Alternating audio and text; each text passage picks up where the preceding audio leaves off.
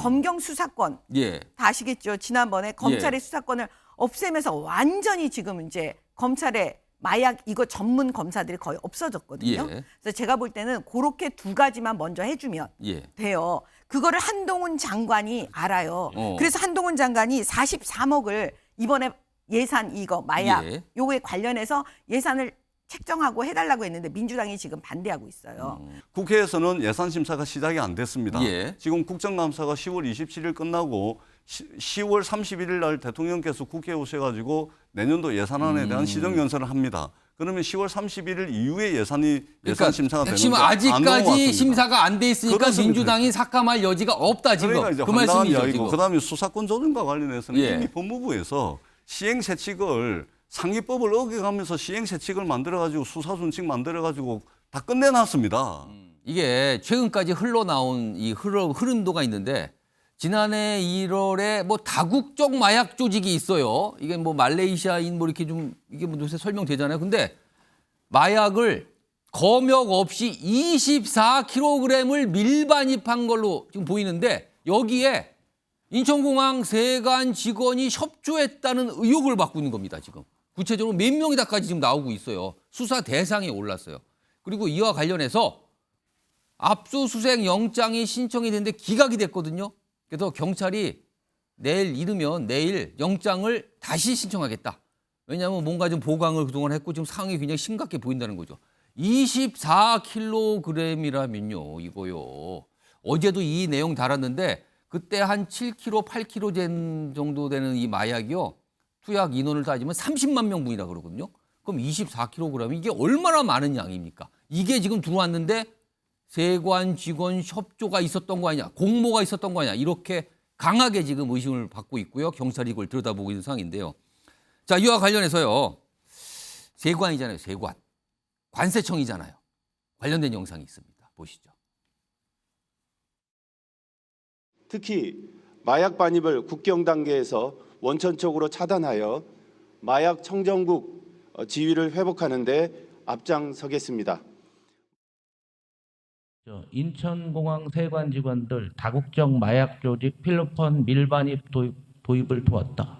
가장 청렴해야 되죠. 관세청은 보이지도 않고. 지금 경찰에서는 이제 사실관계를 파악 중에 있고요.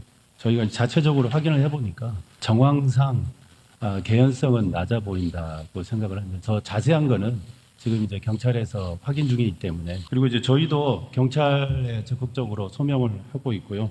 실이든 아니든 간에 한두 사람의 행동으로 이제 마약 밀수 단속에 허점이 생기지 않도록 어떤 제도적인 보완책은 마련하도록 하겠습니다. 자, 지금 정황상 개연성 낮아 보인다고 얘기했잖아요. 그러나 그 이후에 나오는 어떤 내용들 보면 경찰 쪽에서 지금 강하게 의심을 하면서 지금 입건 상태예요. 그러면서 구체적으로 보고 이거 압수수색 영장 다시 청구한다. 다 들어보겠다. 전화고 뭐고 다 들어봐서 이번에 밝히겠다. 이렇게 지금 가고 있는 상황이거든요. 자, 정미경 전 국민의힘 최고위원 나와 계신데요. 이거 아직은 몰라요. 아직은 뭐 확실한 게 아니지만 100%는 아니지만 일단 의심을 받고 있는 게 외국의 다국적 마약 조직이 우리나라로 마약을 들여오는데 이거를 공항의 세관 직원들이 공모해서 봐줘서 들어온 거 아니야. 지금 이런 의심인 거잖아요. 이거 영화에서나 보던 모습 아닙니까 이거? 그게 이제 단순히 요 사건만 이렇게 보시면 안 되고요. 예. 기본적으로 이제 이렇게 도와줘도 내가 해도 범행에 가담해도 걸리지 않을 거라는 생각을 하는 안 걸릴 거다. 예, 그런 생각이 들면 사실은 이제 많은 이 공직자들이 여기에 가담할 가능성이 되게 높아져요. 사실은 영화에서 다 보시면 알겠지만 외국 예. 같은 경우에는 경찰이나 검사들도 막 같이 공범이 돼서 뭐 그런 영화가 있어요. 그런 영화 되게 예. 많잖아요. 근데 대한민국이 지금까지 사실 마약 청정국이 됐던 건 제가 검찰에 있을 때 예. 마약 청정국이었어요. 그게 어. 왜 그러냐면 그 마약 수사 전문으로 하는 검사를 지원해서 딱 되는 순간 예. 그 검사는 영원히 마약 전문만 해야 돼요. 아, 그것만 쭉 가는 거예요? 네. 그 그러면 길로? 온갖 정보와 모든 건 그 사람한테 집중되는 거예요. 노하우가 굉장히 쌓이겠네요. 네. 근데 지금 문재인 정부 들어서서 정말 저는 이해를 못 하겠는데 이 대검의 마약 시스템을 다 붕괴시켜 버렸어요.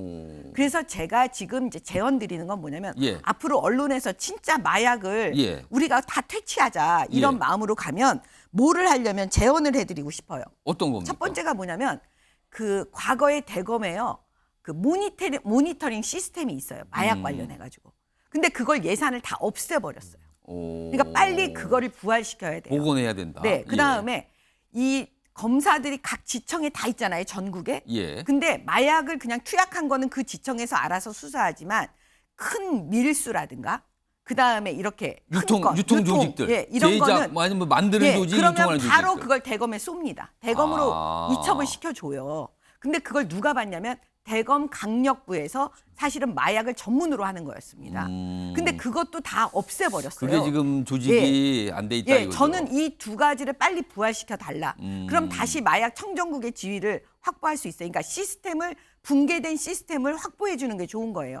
그다음에 검경 수사권 예. 다 아시겠죠? 지난번에 검찰의 수사권을 없애면서 완전히 지금 이제 검찰의 마약 이거 전문 검사들이 거의 없어졌거든요. 예. 그래서 제가 볼 때는 그렇게 두 가지만 먼저 해주면 예. 돼요. 그거를 한동훈 장관이 알아요. 어. 그래서 한동훈 장관이 43억을 이번에 예산 이거 마약 예. 요거에 관련해서 예산을 책정하고 해달라고 했는데 민주당이 지금 반대하고 있어요. 그래서 제가 볼 때는 아무리 한동훈 장관이 미워도 예. 민주당 입장에서 그걸 한동훈 장관이 뭘 한다고 하면 예. 다 막는 게 아니라 이건 지금 온 국민이 학부모들이 지금 다 보고 예. 있잖아요. 빨리 이거는 예산을 책정해 줘서 아까 말씀드린 대검에서 두 가지 마약에 관한 모니터링, 예. 범죄 그 시스템을 빨리 돈을 주시고 예. 아까 조직 얘기했어요. 예. 강력부에다가 빨리 부활시켜 달라. 이걸 말씀드립니다. 이거 전재수 의원님께 좀 질문. 이거 어떻게 지금 생각하세요? 약간 갑자기 이제 네. 이거 문재인 정부 때 지금 검찰 조직을 흔들어놔서 이게 흩어졌다 지금 이건데 지금. 저는 듣고 있으면서 상당히 좀 황당한데요. 어. 아니 뭐가 잠깐만요. 마약도 전 정부 탓하고 있고 이거 마약도 그러니까 우리 공동체 지속성이라든지 예. 존립에 굉장히 악영향을 미칠 수 있는 이 마약조차도 전 정부 탓을 하고 있고 또 이 정쟁의 영역으로 끌어들인 것을 보면서 예. 어떻게 해석을 해야 될지 모르겠습니다. 자, 제가 좀 설명을 드릴게요. 지금 대한민국이 이제 마약 청정국의 지위는 완전히 상실하는 것 같습니다. 이 정도면 더 이상 예, 아닙니다 예. 지금. 그러니까 이제 마약 전문가 말씀을 제가 들어보니까 아직 그 비관적인 것은 아니고 예. 지금 이제 골든 타임의 끄트머리에 와 있다 그러더라고요. 오. 그러니까 지금 이 단계에서 뭔가 좀 정부 차원에서 또는 우리 공동체 차원에서 뭔가 대책을 제대로 세운다면 예. 완전히 이제 마약 청정국의 지위를 상실할 정도는 아니 될 수도 있다. 그렇기 때문에 골든 타임의 끄트머리에 있기 때문에 머리를 모아야 된다. 이런 이제 말씀을 하시는 것을 들었는데 기본적으로 마약이 우리 주변에서 이제 범죄들이 많이 일어나는 것은 마약의 유통 방식이 변했습니다. 그러니까 SNS, 인터넷이 예. 하면서 이전에는 수공업적으로 대면으로 해가지고 마약을 유통했거든요. 예. 이렇게 대면으로 해가지고 네트워크가 있습니다. 예. 그런데 지금은 비대면 방식으로 다 바뀌었어요. 최근에 있잖아요. 굉장히 충격적이었던 것이 중학교 3학년 학생이 텔레그램에 예. 마약방에 들어가지고 40분 만에 주문하고서 40분 만에 마약을 받습니다. 40분 만에 자기 중학교 3학년 학생들이었는데 친구들하고 같이 이 투약을 합니다. 아니, 무슨 택배 받듯이 그냥 받는 예. 거예요? 그러니까 이제 피자 시키고 치킨 시키듯이 온라인과 SNS로 이렇게 그러니까 마약의 유통 방식이 확 바뀌면서 예. 마약이 굉장히 흔해진 것이고 더 중요한 것은 필로폰을 기준으로 하자면 1회 그 한 명이 맞을 수 있는 예, 1회 투약분. 예, 투약분이 필로폰 기준으로 하자면 이전에는 15만 원에서 20만 원 정도 했어요. 오. 근데 지금은 있잖아요.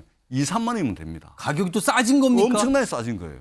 그러다 보니까 이게 뭐 온라인으로 바뀌었죠. 마약이 또 예. 엄청나게 싸졌죠. 이러다 보니까 마약이 전반적으로 이제 이게 좀 예. 확산이 되는 것 같고 마약 수사는 있잖아요. 검사가 마약 사범 잡으러 다니는 경우 거의 없습니다. 물론 이제 마약 청정국의 지위를 유지하기 위해서 우리가 수사를 제대로 해야 되겠습니다만 99.9%는 경찰이 해왔던 거죠. 수사 지휘만 했던 것이고 지금도 하고 있다. 그렇게 말씀을 하시면은 일선 마약 수사를 하고 있는 그리고 그동안 해왔던 예. 경찰들에게 상당히 모욕적으로 들릴 수 있다라는 말씀도 아울러서 요건 최인정 드립니다. 변호사께 아니 그래도 제가 말씀드린 그 거니까요. 말씀하세요. 그럼.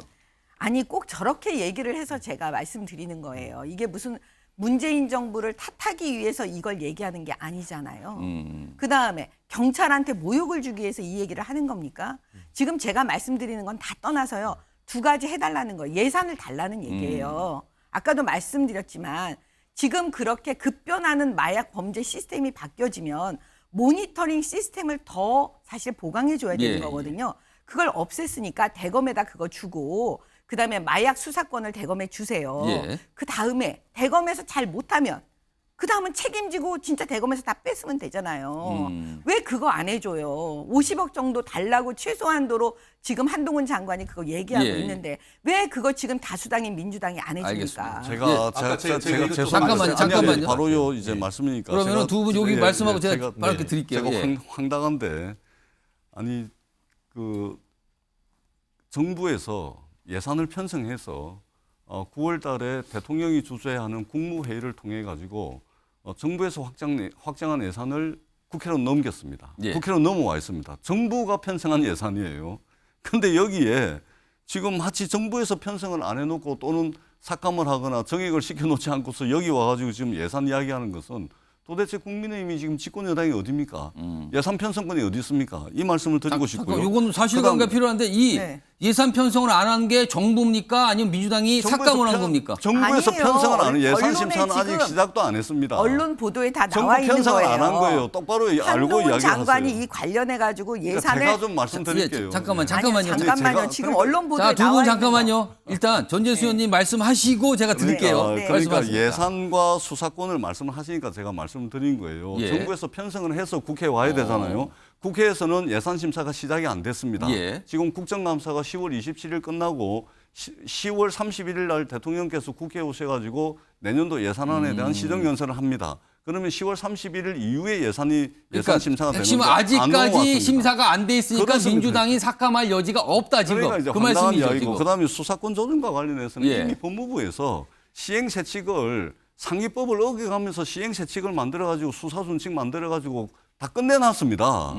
다 해놓고 무슨 이야기를 하는 겁니까? 뭔가 사실관계를 정확하게 파악을 하고 말씀을 하셔야 된다는 그런 말씀을 드리도록 제가 하겠습니다. 잠깐 아니, 제가 자, 말씀하려고 요것만 언론 99.9%를 경찰에서 잠깐만요. 얘기를 하고 있다라고 하는데 그 객관적인 근거가 뭐죠? 데이터가 있습니다. 데이터가 한번 제시를 한번 해주세요. 인터넷에 찾아보세요. 구체적으로 지금. 인터넷에 한번 찾아주세요. 지금 그렇지 찾아보세요. 않습니다. 저는 변호사로서 마약 관련된 예, 것도 말씀하세요. 하고 하는 예. 그런 과정인데 실질적으로 지금 그 문재인 정부 아까 그 우리가 마약 청정국을 지휘가 2015년 전후 박근혜 정부 중순까지는 이게 있었습니다. 그런데 그 이후에 무너졌는데요. 실제로 지금 그 문재인 정부가 들어서면서 제가 기억하기에 2018년 박상기 그 법무부 장관이 들어오면서 예. 이 마약 조직을 거의 다 통폐합을 하고 사실상 이 그 마약 대검 강력부에서 마약 수사를 시켰단 말이에요. 예. 그리고 이후에 이제 그 추미애 장관이 2000년에 들어와 가지고는 마약 대검의 마약과를 아예 조직 범죄과로 만들어 버려서 아예 그냥 대검 자체에서 마약하는 수사부 자체가 사실상 없어져 버린 것이죠. 그러니까 그 한동훈 장관이 뭐라고 합니까? 왜 깡패 잡지를 못하도록 하느냐라고 하면서 조폭하고 마약이 결합되면은 대한민국 진짜 조직범죄 끝난다 이렇게 얘기를 하고 있지 않습니까? 그런데 실제로 지금 벌어지고 있고 이게 남의 일인 것 같지만 얼마 전에 어땠습니까? 강남 대납 벌건 이 대치동 학원가에서 예. 아이들을 상대로 해서 마약을 나눠주는 것으로 했고 잡고 봤더니만 뭐라고 했죠? 그 애들한테 준 다음에 부모한테 연락해서 협박하려고 했다는 그 얘기까지 나오고 있지 않습니까? 이거를 지금 잡겠다고 하는 것인데 그게 바로 민생범죄 아닙니까? 그걸 하려고 하는데 왜 저렇게 민주당에서 이걸 알겠습니다. 반대하는지 잠깐만요. 저는 도저히 납득할 수가 없습니다. 요거요. 그러니까 우리 제가 전재수 의원님은 지금 시간이 벌써 이 갑자기 지금 이 마약 관련해서 이거 누구 탓인가 토론이 되는데 사실 오늘 다루는 주제는 누구 탓이 아니라 이게 얼마나 좀 심각한가 이거를 경각심을 주고 이거에 대해서 우리는 뭘 할 수 있는가 정도를 하는데 지금 갑자기 왜 전 정부 탓이냐 그 못 해줬다 이 탓이 두 갖거든요. 분이 말씀하신 짧게 한 말씀 제가 한 1분 드릴게요. 그래서 말씀하세요. 우리 앵커님 말씀에 전적으로 동의를 합니다. 세상 천지에 마약이 판을 치고 있고 우리 공동체의 존립에 심대하게 침해를 받고 있는데 이거를 무슨 수사권을 없애서 그렇다 문재인 정부가 제대로 안 해서 그렇게 하시면 안 되죠. 우리 공동체의 지속성과 존립을 위해서 마약 범죄를 어떻게 하면 줄일 건가? 지금 이거는 있잖아요. 범죄로만 봐서 안 됩니다. 범죄 플러스 질병으로 봐야 되고요. 그러면은 잡아다가 처벌만 하면 감옥에만 보내면 없어집니까? 그렇지 않죠. 교육을 시켜가지고 얼마나 인생에 악영향을 미치는지 교육시키고 그다음에 재활 치료까지 해야 되는 겁니다. 이런 대책을 이야기를 해야지 무슨 제대로 사실관계도 틀린 이야기를 가지고서 전 정부 탓하고 언제까지 그렇게 할 겁니까? 그렇게 하면 안 된다는 말씀을 드리겠습니다. 정미정 최고위원 1분 드릴게요. 말씀하세요. 제가 말씀드리는 거는요. 국회의원들이 사실은 어떤 걸 분석하는 사람들이 아니에요. 분석은 다 전문가들이 해요. 국회의원들은 국회에서 이 분석한 걸 가지고 어떻게 제도를 정비할 거냐, 그리고 돈은 어떻게 쓸 거냐, 이걸 논의해야 되는 거예요. 그러면 생각을 해보세요. 어떻게 막을 거냐고요. 대검에 있는 진짜 수사권, 마약 수사권 없앤 거 맞잖아요.